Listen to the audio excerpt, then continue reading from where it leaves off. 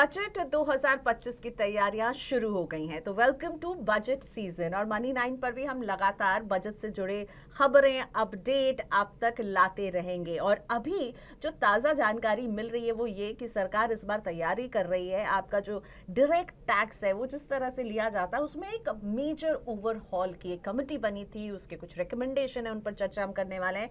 मेरे साथ मेरे सहयोगी प्रवीण शर्मा। प्रवीण जी, इनकम टैक्स पर सबकी नजर रहती है, ठीक है, और एक कमेटी बनी है। क्या है ये कमेटी, क्या रिकमेंड कर रही है? बिल्कुल, देखिए सरकार ने बजट की तैयारियां शुरू कर दी हैं।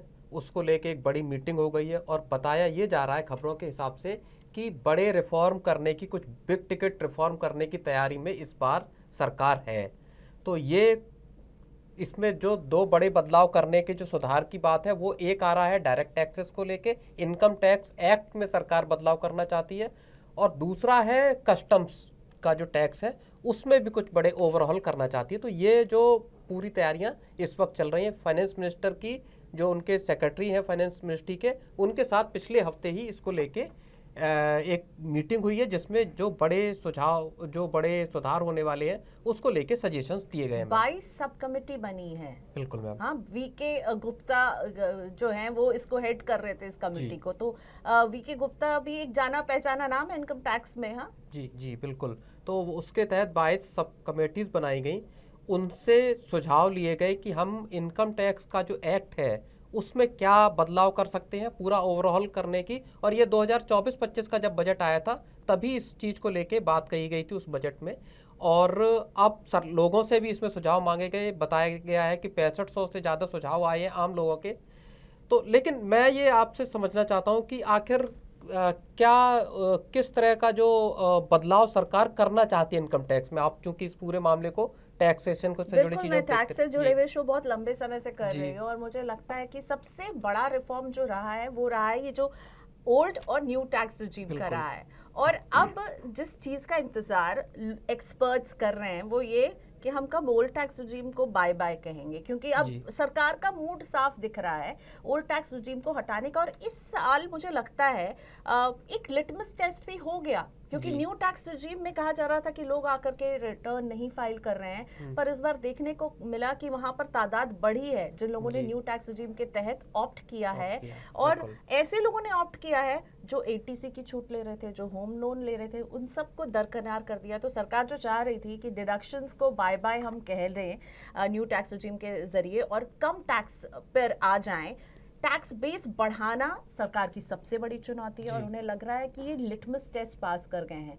तो मुझे लगता है कि एक प्लान हम देख सकते हैं जिसमें ओल्ड टैक्स रिजीम को कैसे रोल बैक किया जाए, जी मतलब ऐसे रोल बैक करें ताकि कोई हर्ट भी ना हो सेंटिमेंट्स जी भी बराबर रहें, और आप इनकम टैक्स को जो सरल बनाना चाहते हैं। इस कमेटी में एक बात जो निकल करके आ रही है वो ये भी निकल करके आ रही है कि सरल बनाएंगे, और ऐसे कई सारे नियम हैं जो अब जिन पर धूल चढ़ गई है, जिनका जी इस्तेमाल भी नहीं हो रहा है, इन सबको भी हटा दिया जाएगा। 300-400 पेज का जो डायरेक्ट टैक्स कोड है इसको सिंप्लीफाई किया जाएगा, भाषा सरल की जाएगी, नियम अब जिनका कोई मतलब नहीं बचा है उन्हें हटा दिया जाएगा। तो सरल बनाने की ओर जो है कदम उठाया जाएगा। प्रवीण, आपने कस्टम्स की बात की, वो जी जरा सा उसके बारे में थोड़ा सा बताइए। बिल्कुल। कस्टम्स में सरकार एक तो टैक्स एफिशिएंसी बढ़ाना चाहती है, और उसमें ही कस्टम्स का भी जो है उसमें भी कई कानून ऐसे हैं जो कॉम्प्लेक्स हैं, जो जिनको भरने में जो ट्रेडर्स हैं, एक्सपोर्टर्स हैं और इम्पोर्टर्स हैं उनको मुश्किलें पेश आती हैं। तो संभवतः सरकार वहाँ पे भी चीज़ों को आसान बनाना सरकार का एक मकसद है, टैक्स जैसा आपने बताया टैक्स कानूनों को। और दूसरा, सरकार रेवेन्यू की जो एफिशिएंसी है वो भी बढ़ाना चाहती है। उसको लगता है कि जो टैक्स नेट है, जो दायरा है उसका, वो सही तरीके से संभवतः इस्तेमाल नहीं हो पा रहा है। लेकिन मेरा एक सवाल है जो जो ज़्यादा लोगों से जुड़ी बात है वो इनकम टैक्स से जुड़ी है।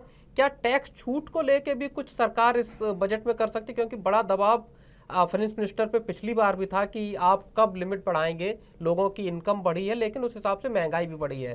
तो क्या इस तरह की चीजें भी आ सकती हैं क्या? देखिए, महंगाई को मद्देनजर देखते हुए ऐसा हम उम्मीद रख सकते हैं कि करे, पर मुझे डाउट लग रहा है, क्योंकि अब जो है इस सरकार के पास अब 5 साल हैं, नए जी फ्रेश 5 बिल्कुल इयर्स हैं। और ऐसे में जब एक बजट तो हम जुलाई में फुल फ्लेजेड बजट देख चुके हैं, पर ये जी उनका एक दूसरा फुल फ्लेजेड बजट हैगा और अभी इस सरकार के पास वक्त है। तो मुझे लगता नहीं टैक्स में कुछ छूट देंगे, लेकिन हाँ, कुछ सॉप्स मिल सकते हैं, जैसे कि एक मेंबर ऑफ पार्लियामेंट इताला राजेंद्र जी ने एक सवाल पूछा फाइनेंस मिनिस्टर से कि क्या सीनियर सिटीजन्स के लिए आप छूट दे सकते हैं, क्योंकि अब क्या हुआ है प्रवीण जी कि सीनियर सिटीजन और एक रेगुलर सिटीजन दोनों एट पावर है, दोनों का जो है इनकम टैक्स स्लैब बिल्कुल, पहले सीनियर सिटीजन को अतिरिक्त छूट मिलती थी, अभी नहीं मिलती है। तो इताला राजेंद्र साहब जो है वो सीनियर सिटीजन की आवाज रख रहे थे लोकसभा में, और उन्होंने कहा कि क्या सीनियर सिटीजन को 7.5 लाख तक की अगर उनकी इनकम है तो उन्हें टैक्स की छूट मिल जाएगी। मतलब अभी क्या हो रहा है, जिनकी इनकम 7.5 लाख है उन्हें